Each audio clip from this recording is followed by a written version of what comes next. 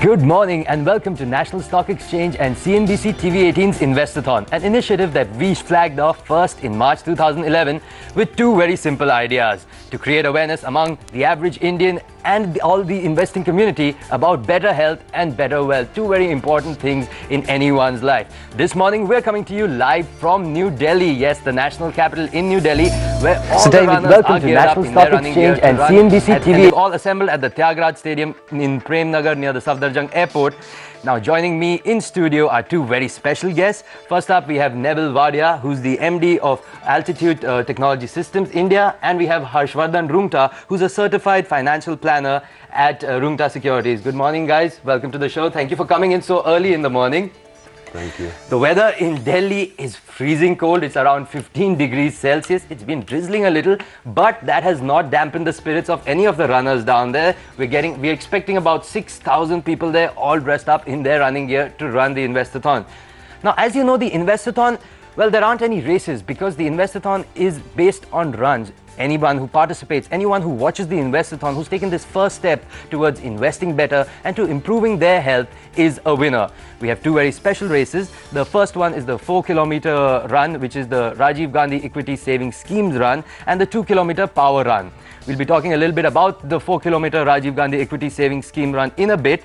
But first up, Neville, I want to ask you, well, it's early in the morning, it's 8, it's in Delhi, it's cold, but people are there, they've come in huge numbers to run.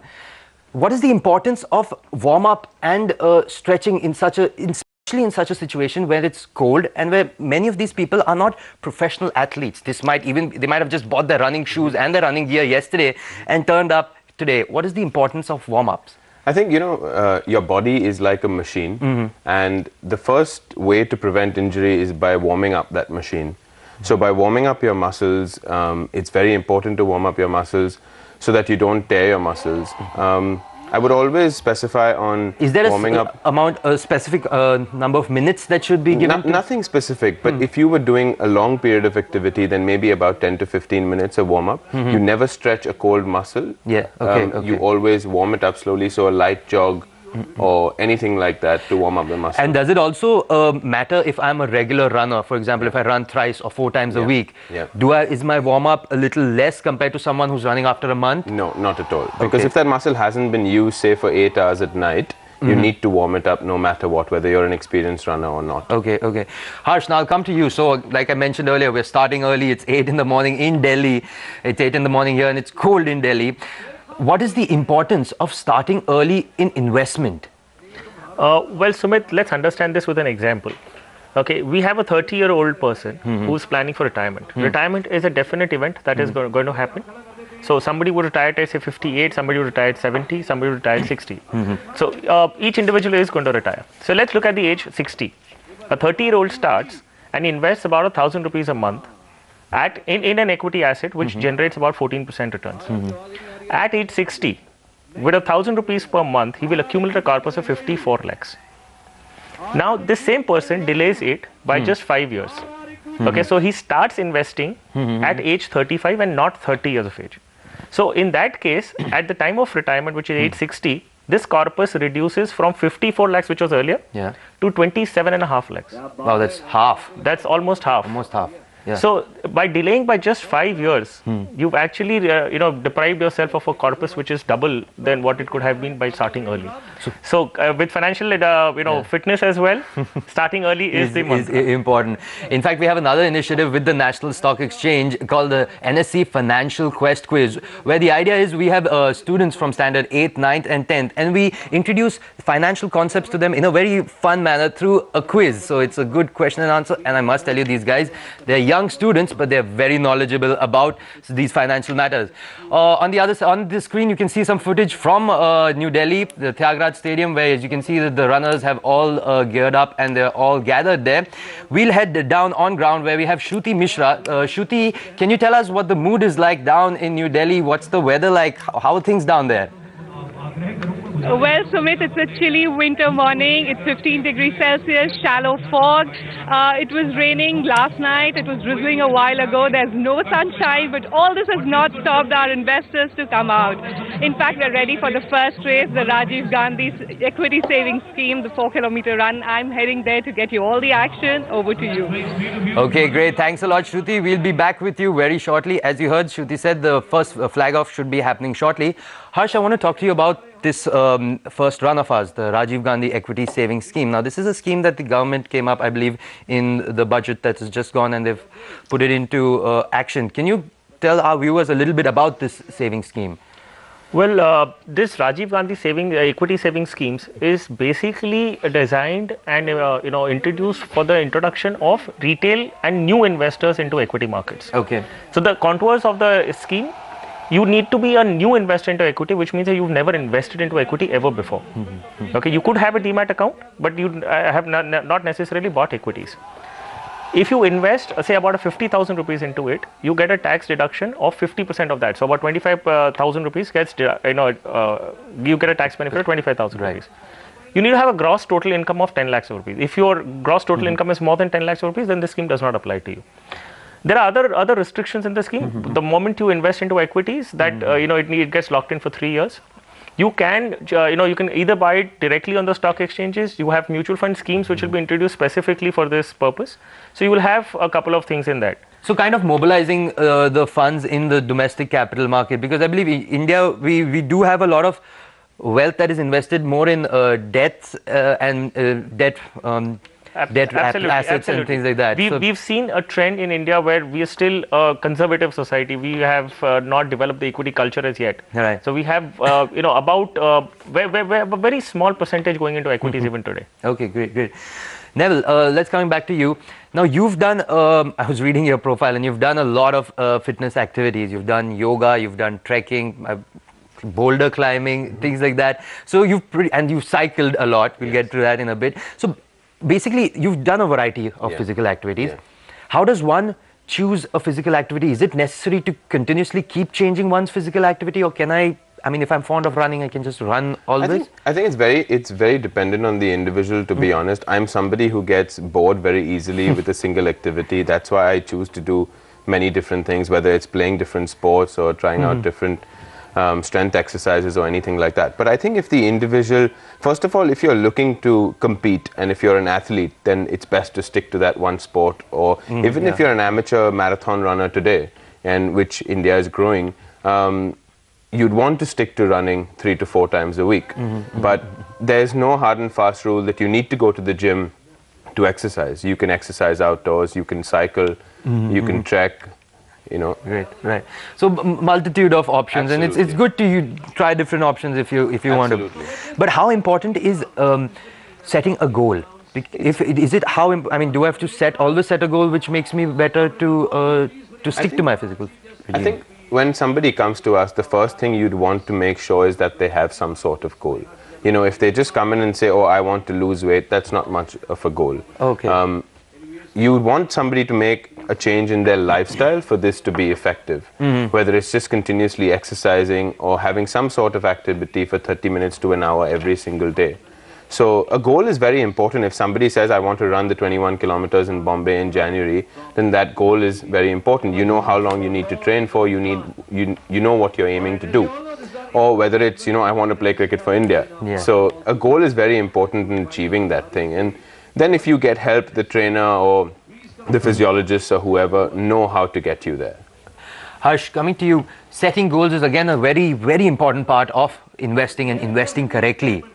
What kind of goals, how do people set their goals? Give us some examples of what should be a goal set for financial investment. See, there are a couple of events in a person's life which you have to plan for. And the earlier you do, the better. Now, one is retirement. Okay, even a businessman would require a retirement plan because he may not work with the same productivity that he does today. There is child education. If you have children, you need to get them educated. That's your moral obligation. So you do plan out for that as well. Then there is a holiday that you would take, a house. There are many such goals. You have to identify it yourself. But the point is here, you need to also quantify your goals. A very important part. as Neville said, that you cannot just say I want to lose weight. Right. Yeah. Similarly, for you would say either retirement, I want a good corpus. Now, what is a good corpus? And that amount can keep changing because of inflation and other effects. So you've got to. I'm guessing you need to take that into account as Absolutely. So the process of goal setting is a three-step process. Okay. The first is you identify what you're saving for. The second is you start quantifying it. You say that at retirement, at 60, I want an X amount of money. And the third and the final step is that you actually discount a particular rate of return that you're likely to get from your asset basket, and then you start saving for that. So this is a three-step process, which is there is no substitute to that, and there is no alternative to that. So you would have to go by it by doing this, and obviously, as you mentioned, inflation has to be considered. What is the value of rupee today is not going to be 30 years hence. Yeah, that's for sure. That's for sure. Neville, let's talk a little bit about Altitude Technology System. Now, I believe it's an Australian company, and you've got it here in India. You're the MD of the Altitude Technology Systems India. Tell me a little bit about what your company does. What are you offering? So altitude training basically is a relatively new training technology. It has been used for about 50 years since the Mexico City Olympic Games, especially for athletes. In the last 5 years, we've realized that using altitude training, which is training in a low oxygen environment, especially in such a situation where it's me a little bit about general population what your as well. company Whether it's fat loss, weight loss, just general health and wellness, people who want to go trekking into the mountains, or athletes, of course, to enhance their performance. Our company, Altitude Technology Systems in India, manufactures, supplies, and train people in a low oxygen environment. We simulate that environment. So basically, whether it's a room in a gym or a portable machine with which you wear a mask and train, it's just providing you low oxygen. Oxygen at sea level is about 21%, and we take that down to about 14% depending on the individual. So it's not about me having to run to the tallest skyscraper in my city and training there, because if I'm running up the steps, I've pretty much done my training by the time I've reached up there. Yeah. How does, I read somewhere about the oxygen, so since you're reducing the quantity of oxygen that the athlete or the trainer is taking in, how does that help in the body? What's happening in my body? There are a lot of physiological benefits that take place, changes that happen. When your body is exposed to a low level of oxygen, you start burning glucose very rapidly. Okay. So it's very effective for a type 2 diabetic. Your lung capacity increases, your stamina increases, your red blood cell mass increases, means your body becomes very efficient at utilizing and transporting oxygen. Okay. That's basically what we're looking at. Your heart rate is elevated. So, and I believe the mantra is maximum benefit out of minimum effort. Absolutely. It's a very time efficient form of training, because what you do in our room is equivalent to about double at sea level. So if you work out for about 45 minutes, especially in such a situation where form of training, because what you do in our room is that's something I think people really want from their financial investments also. Maximum benefit, minimum effort. Right. How important is diversification in that context? A friend of mine actually gave me a very good example, and he just narrated his story probably to me. Okay, he lives in a building which has about 5-6 members. Okay, all of the same company, so it's a company guest house kind of a thing. Now there is a maid that comes to on a temporary basis. I mean, the morning shifts and evening shifts, not a permanent full-time maid. So she charges an X amount to all the members, which accumulates to about say 3,000 rupees a month. Right. Now this friend of mine says that his wife was pregnant. They needed not the morning and the evening shifts. They wanted a maid for the full day. Yeah. So they offered the maid 4,000 rupees. They said, okay, I'll give you 4,000. Just leave everything else. Stay with us for the whole day. It's easier for her. You don't have to go running, hopping from one house to the other. Secondly, you get paid more.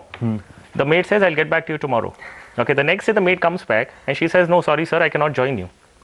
So that's exactly the point. Now he's surprised. He's like, I'm paying you more. I'm giving you more conveniences. You're going to be more at ease. So she replies back to him, what if you get transferred tomorrow? So that's asset allocation. Yeah. You need to make sure that you've got your assets in all different, Great. Okay, I'll get back to you on the diversification in a bit, diversification of assets. On ground, as you can see, they're ready to flag off our first run, the Rajiv Especially in such a situation where they're not joining schemes run. It's a 4-kilometer so that's run. asset allocation. The crowds You need to make for the flag off. On the flag off stage, on the flag off platform, we have our guests, our chief guests for this morning. We have Ajay Markan, the Minister for Housing and Urban Poverty Alleviation at the Government of India. We have Mr. C.S. Verma, the CMD of SAIL, Shireen Bhan from CNBC-TV18. We have Mr. Hari K from National Stock Exchange, and Siddharth Zarabi as well from CNBC-TV18. They're just ready to flag off our first run for this morning. I think the countdown is just about to begin. You can keep watching visuals from Delhi, where the National Stock Exchange and CNBC-TV18's Investothon is being run. This is our second time in New Delhi. The first time was last year. This is our second time, and as you can see, it's an unprecedented number of people that have turned out. The cold weather, the fog, the drizzle has not reduced their spirits. The enthusiasm and the energy is there amongst them. Harsh, coming back to you on the diversification bit. So, is there some kind of a formula? Is there some kind of a mantra that people can use to decide, how much in which asset class? Well, the learning out of the example that I just gave you, however good a particular asset on an offer looks, you still cannot bet all your money into it. So that's the first thing. You need to make sure that you need to have equal allocations. Sorry, Harsh, again, sorry to interrupt you. So the countdown is off, and as I think they're counting down for the Rajiv Gandhi Equity Saving Schemes run, and there it is. It's being flagged off as the first set of runners charge off. They're heading out of Tyagaraja Stadium in New Delhi, at Prem Nagar near Safdarjung Airport. Excited lot. It's fantastic. You can feel the energy on TV.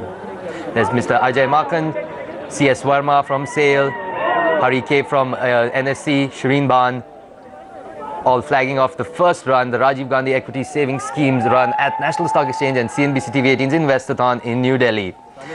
Coming back to you, Harsh, right, on diversification. Well, see, every individual needs to, plan out and allocate assets based on his risk profile, the time horizon that he has in front of him. So, consider a young person, again, taking the example of a 30-year-old that we took for the retirement purpose. A 30-year-old has, about 30 years on his side. He can actually take more risk because he's earning right now. He has, in that sense, lesser liabilities as compared to what an older person would have. Well, thank you, Shruti. So he allocates more into equities, less into debt. So going by this, you would actually, divide assets among different asset classes. Okay, cool.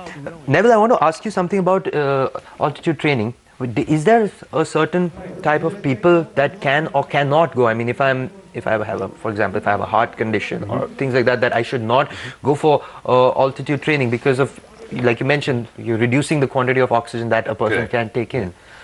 Through research, there are no contraindications to exercising in a low oxygen environment. But if a doctor tells you that you can't exercise, then you can't exercise in an altitude environment either. It's very beneficial for people who have cardiac issues, diabetics and asthmatics, and clients with obesity. It's very effective because it doesn't put too much stress on their body. Especially in such a situation where it's a result. So a cardiac patient or a diabetic who cannot even walk on a treadmill, maybe all they need to do is come into the low oxygen environment and just sit. Right. Just by doing that, the intensity of what they're doing is elevated. So their heart rate is increased.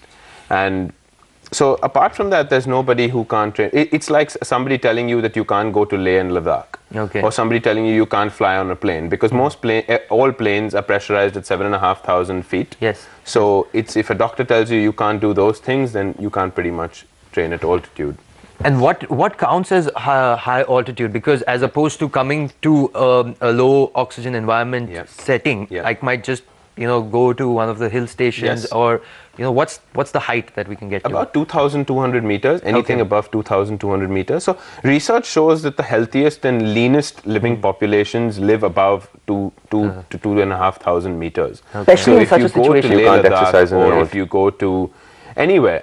And you see the people living there, they're lean, their skin is much better, and they're very, very healthy. Right. So living in a low oxygen environment is very safe and very healthy at the same time. Okay, that's good. That's good news.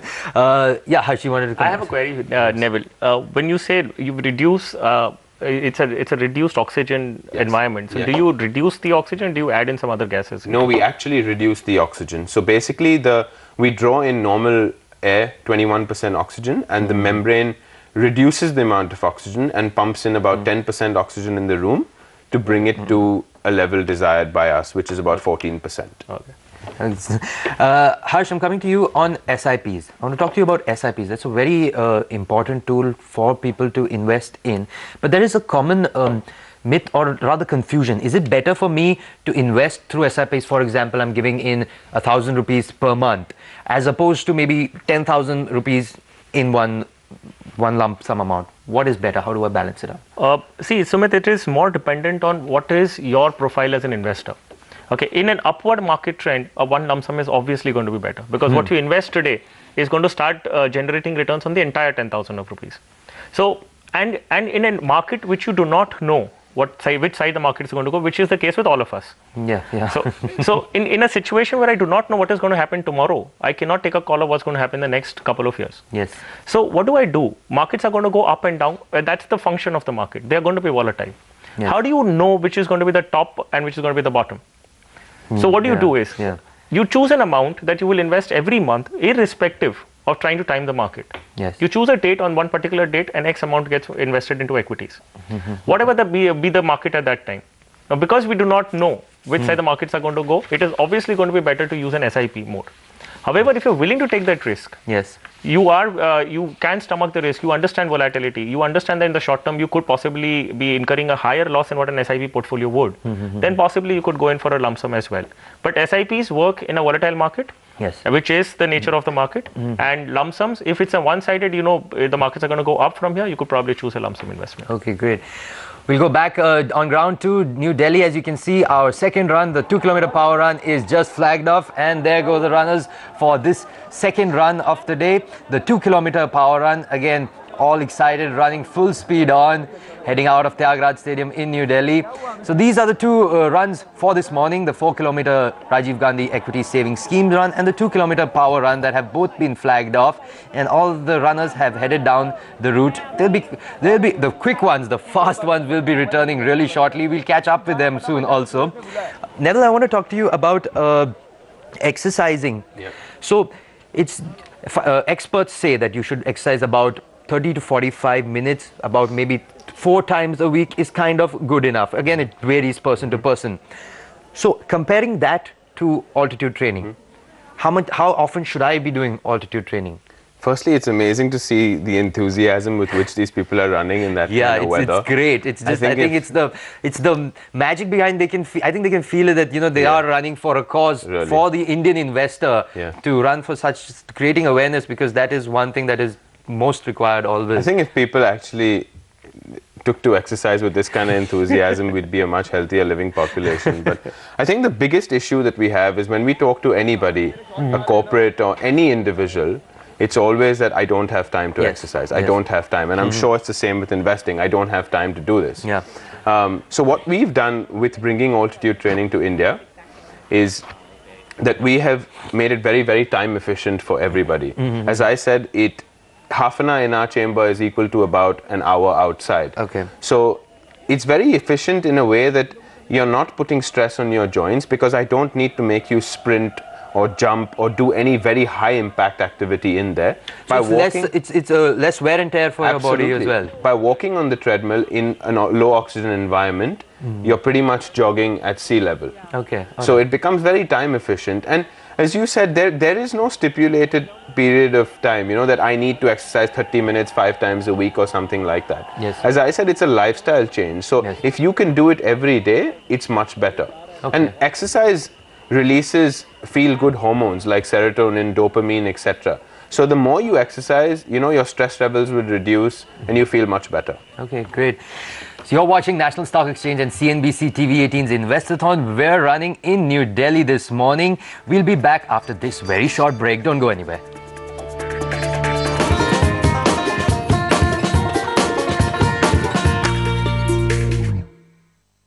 Good morning and welcome to National Stock Exchange and CNBC-TV18's Investothon. This morning we're all charged up. We're running in New Delhi, the national capital. With me live in the studio here, we have 2 very special guests. We have Neville Wadia, who's the MD of Altitude Technology Systems India, and Harshvardhan Roongta, who's a certified financial planner with Roongta Securities. But before getting back to these guys, let's go on ground where Shruti Mishra is talking to Mr. Ajay Makan. Over to you, Shruti. Well, Sumit, I have with me Mr. Ajay Makhan, Minister of Housing and Urban Poverty Alleviation from Government of India.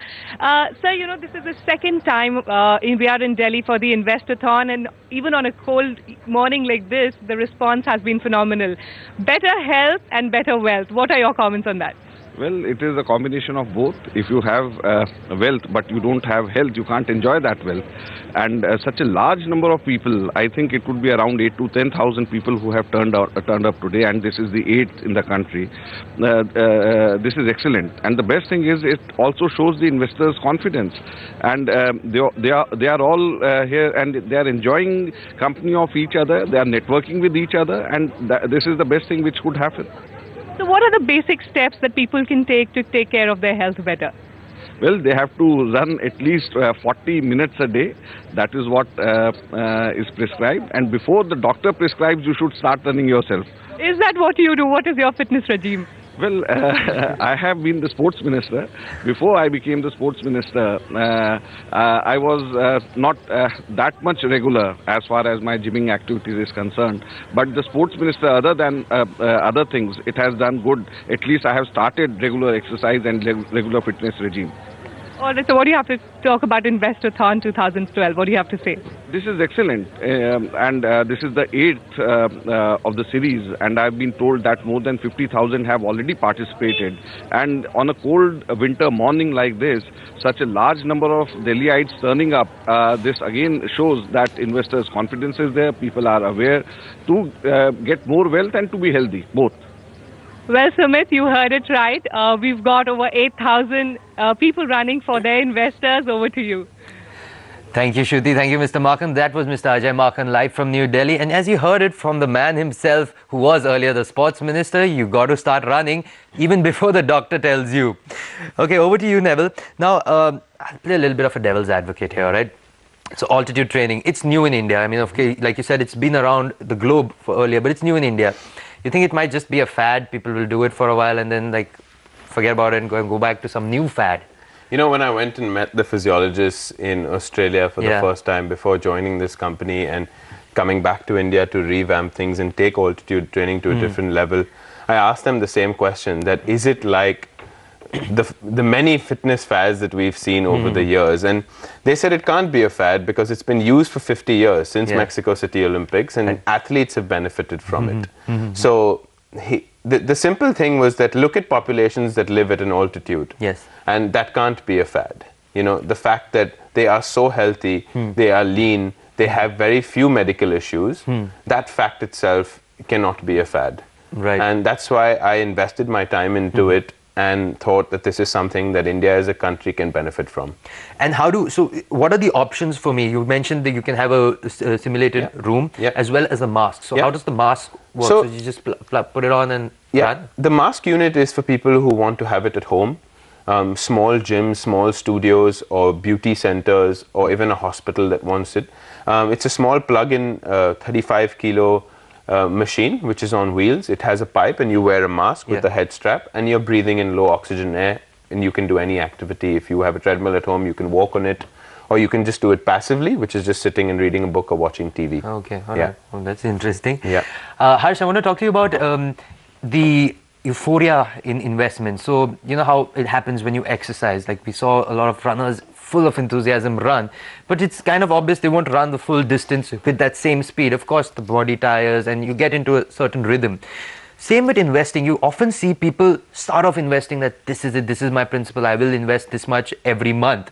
And then things fizzle out, or there'll be some friend who says, this is it, I've got you this foolproof investing tip by which your money will quadruple or multiply 10 times. And people, just their principles, their investing style, this goes array. How do you avoid that?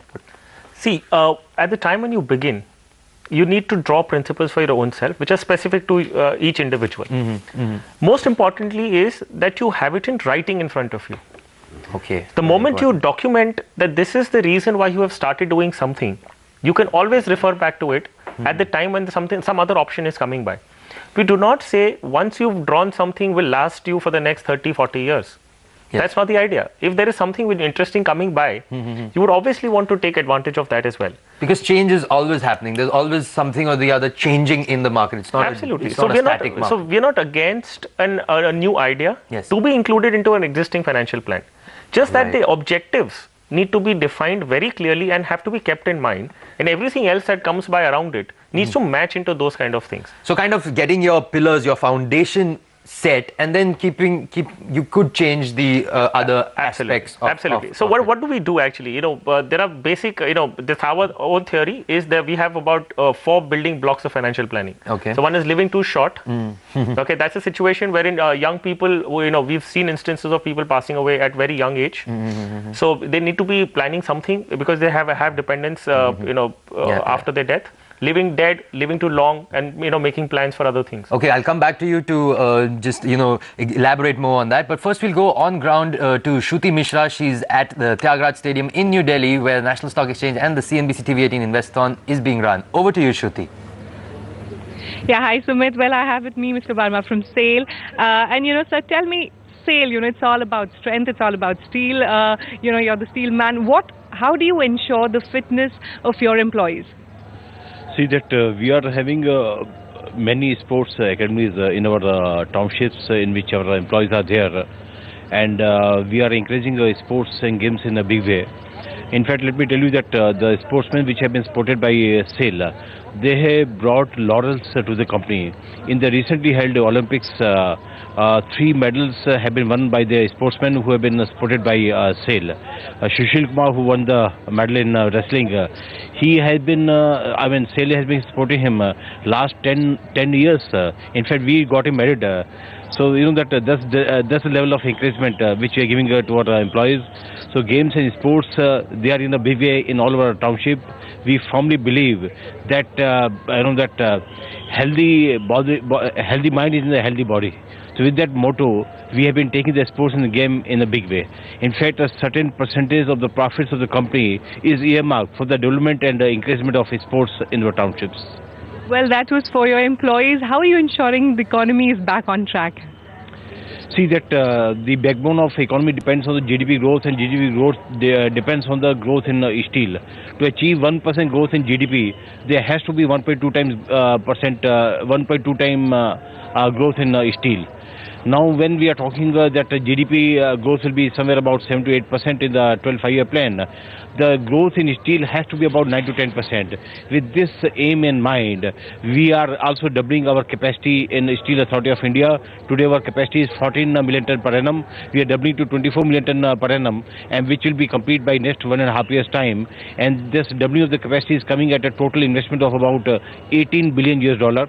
And then we have prepared a prospective plan of the company that by the year 2020 will take up our capacity to 45 million ton per annum. All right, so thank you for sharing your plans with us. Well, back to you, Sumit. Thank you, Shruti. Thank you, Mr. Verma. As you heard from Mr. Verma, well, SAIL has been doing a lot in sports and, of course, has been a huge contributor to India's GDP. You're watching the National Stock Exchange and CNBC-TV18's Investothon. We're coming to you live from Delhi. All the action continues on the Investothon after this short break. Don't go anywhere.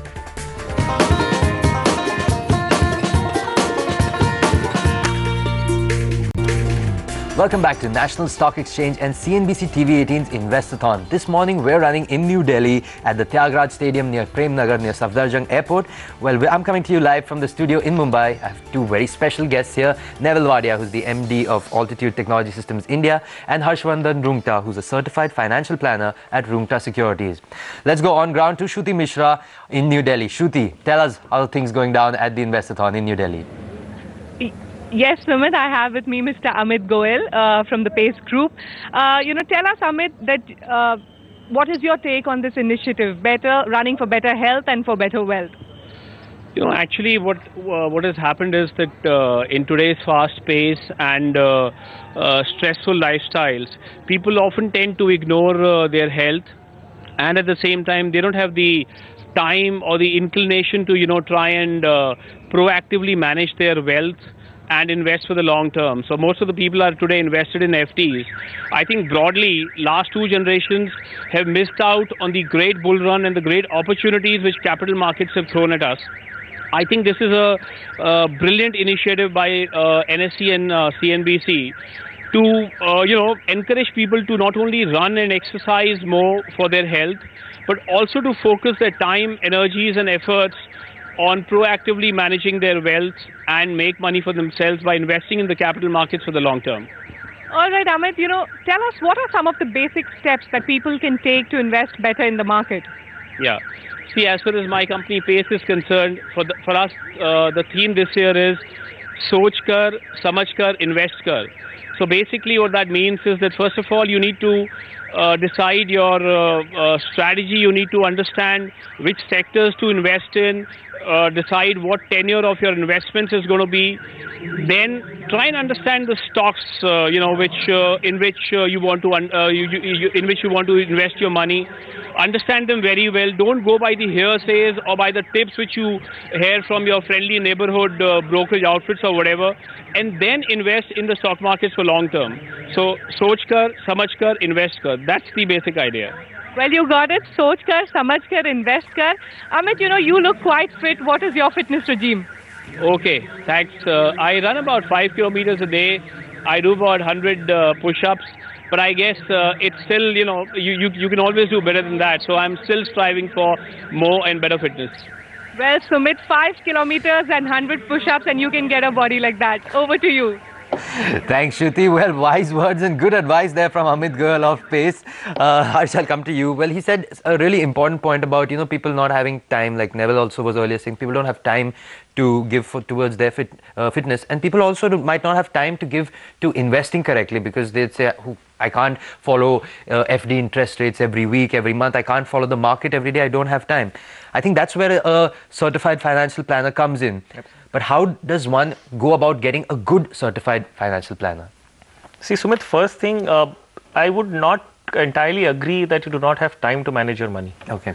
So, in a kind of effort that everybody puts in to earn money, yeah, you just need a small bit of that much to only manage it. So, there is nothing that can be done independently by a financial planner if there is no interest by the investor himself. Mm-hmm. So you have to be involved in your own money. You have to be interested in ensuring that money grows. Okay, we can only do one thing, is that we can pitch in and regularize it for him. Right. Okay. We can, as you said, every person has its own expertise. I would not have any idea about fitness or the technicalities part of it. I would not have idea about certain other industries. So I would rely on another person who's an expert in that industry to get advice from him. Okay, but I have to be interested in my own fitness. Then I would approach somebody in the fitness business. So what a financial planner could do is simply regularize it for you, channelize it for you. You have to be primarily kind of setting. So that's again we get back to touching a bit on setting your goals, because once you set a goal with a financial planner, he can kind of facilitate it for you, set the path that you need to walk down on. And he could also advise you on to which instruments suit you better. Right. Against what your myth or your own assumptions would be that X product is good for me. It may not be. So now answering the other part of your question is, how do you choose a good financial planner? Okay, so every person has his own style and flavor of advice. Okay, I as a financial planner would be different from another competent financial planner in the industry.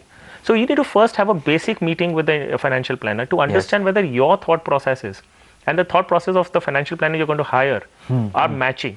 If I'm on another pitch altogether and you're on another ground altogether, in spite of me being good in my business and you being knowing what you want to do, we may still not gel well.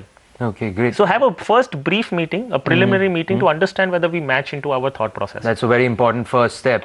We'll just go back on ground because Shruti Mishra has another guest coming to you live from New Delhi at the Tyagaraja Stadium. Over to you, Shruti. Yes, Sumit, I have with me Mr. P.K. Bindlesh from SEBI. Sir, tell me, your thoughts on this, running for better health and better wealth. What does SEBI feel about this? You see, running is certainly better for the health, but this running of Investothon is better for the capital markets as well as for the economy. The SEBI is of the view that this kind of events create an awareness among the investors about the equity and the capital market. And awareness in the investors is very much required, which can only provide a robust and healthy capital market and the economy. All right, Sumit, it's surely creating a lot of awareness, this Investothon. Over to you. Thank you, Shruti. Neville, I want to talk to you about, how people, we were talking earlier about altitude training, how it can help people, even patients or rather someone who is suffering from diseases.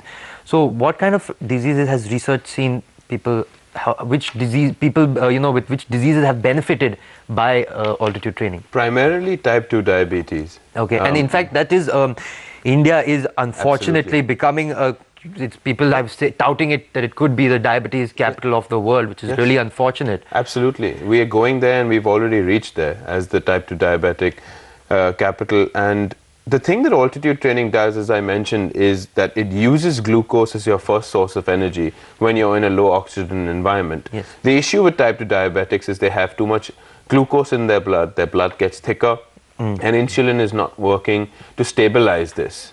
So in order to do this, if you train at altitude, or even if you live at altitude in a low oxygen environment, the first source of energy is glucose. So you're depleting glucose from your blood, and your blood is becoming thinner, your insulin levels start regulating. So it is very effective in treating type 2 diabetics. So it can be used as a bit of a cure as well as prevention. Absolutely. So it works both ways. Absolutely. In the olden days, when people had asthma, they were actually told, about 40, 50, 60 years ago, they were actually told to go and live in a hill station. Yes. Yes. And that was a cure, because with asthma, it's your small airways that are constricted.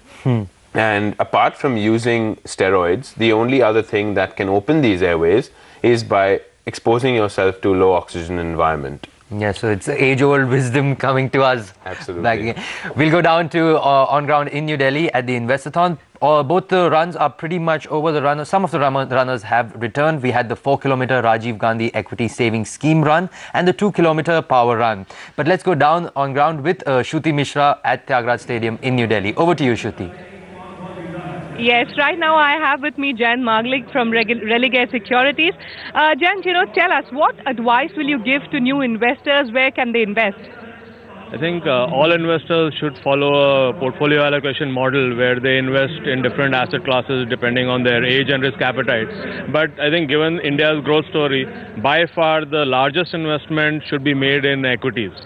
So the long-term growth story of India, all this benefit must flow to everybody. And if you see the history of several nations across the country, South Korea, Japan, US, whenever they had this run of growth, the investors made the most money. And I think so therefore all investment, when it is being considered by people, they should actually go out and have a significant allocation in equities.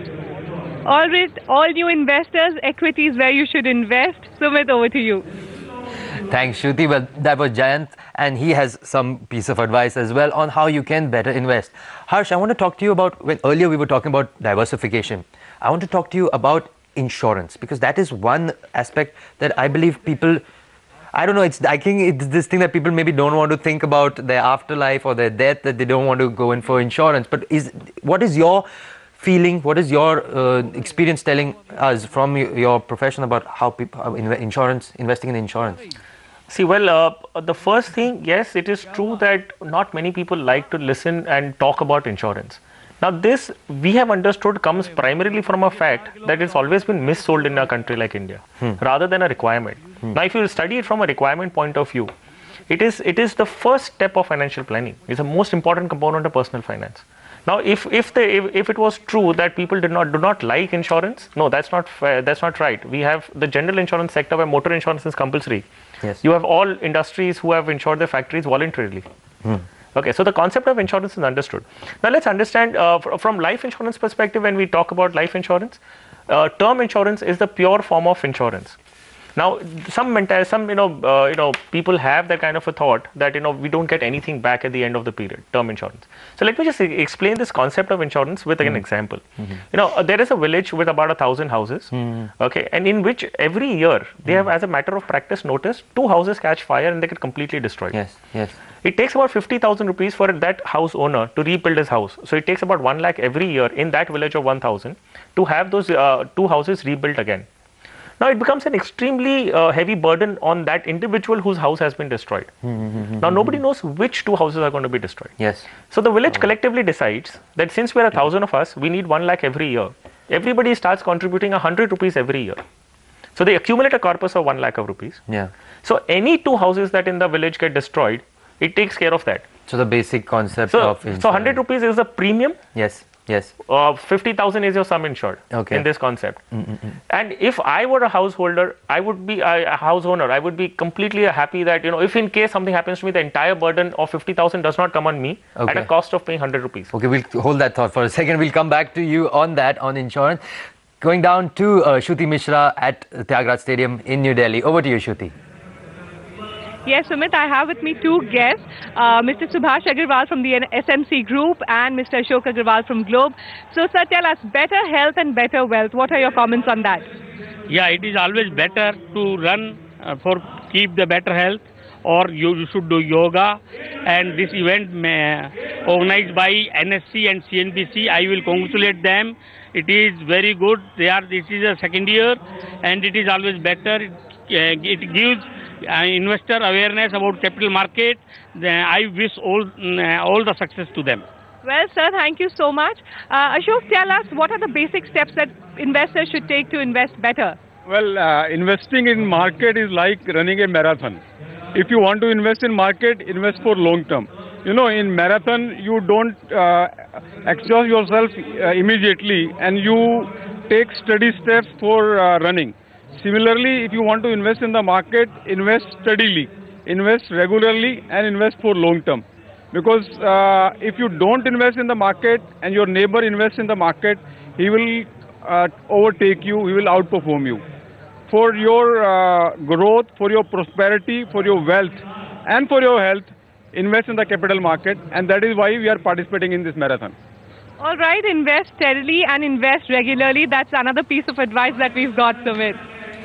Thank you, Shruti. Well, very wise words. Invest for the long term, which is what we are also talking about here at National Stock Exchange and CNBC-TV18 Investothon. We're talking about creating awareness for better health and better wealth, and both of these things are should always be done for the long term. That's how they're really and always beneficial. Harsh, talking about insurance again. How does one decide the sum assured for one's life? Talking about life insurance. How does one decide the sum assured? See, well, there are a couple of methods with which you can decide what is the sum insurance. Because see, what is important is if being underinsured is a problem, so is being overinsured. Yes. So it is very important to have the right amount of insurance. Now, one of the most common methods that a layman can use even sitting back at home is if you want to replace your income. So first is how much of that income per month or per annum is what you want to replace. Suppose you say that I want to replace 50,000 rupees every month to my family in case I am not there. So how do you do that? If you have a 1 crore fixed deposit in a bank which earns you a post-tax returns of 6%, that is 6 lakhs a year. Okay, so which means that if you have 1 crore, you don't need insurance. If you have 20 lakh of rupees, there is a shortfall of 80 lakhs. Right. So buy an insurance. In this particular case, if an individual has 20 lakhs worth of investments, he buys 80 lakhs worth of insurance. So in case of his demise, his dependents can simply put that money in a bank fixed deposit, which earns a post-tax return of 6% and which is 50,000 rupees a month. Okay, great wise words there from Harsh. Neville, final closing comments. There was a study by the British Medical Journal, which was just published on Friday, that said that they did a survey of about 15,000 Olympians who won medals, and it figured out that Olympians usually live about 2.8 years longer than average, because I guess because it says that they train, and Olympians always train on high altitudes. Yes. How does that work? They stay there and then they come down to sea level to compete? India as a country spends about 20 to 30 crores of rupees a year on sending athletes to countries like Kenya and Spain and to train at high altitude. Okay. Instead, they can do that in a simulated environment. Okay, all right. And what they do is they train at high altitude and then perform better at sea level. Wow, okay, that's a very important piece of knowledge here from Neville. Well, that's all the time that we have today at the National Stock Exchange and CNBC-TV18's Investothon, which is coming to you live from New Delhi. As you can see, the prize distribution ceremony is on, but we're all out of time. Thank you, Neville. Thank you, Harsh, for joining us in the studio this morning. Thank you for watching. We'll be back very soon with another edition of the Investothon in another city. Till then, keep watching CNBC-TV18.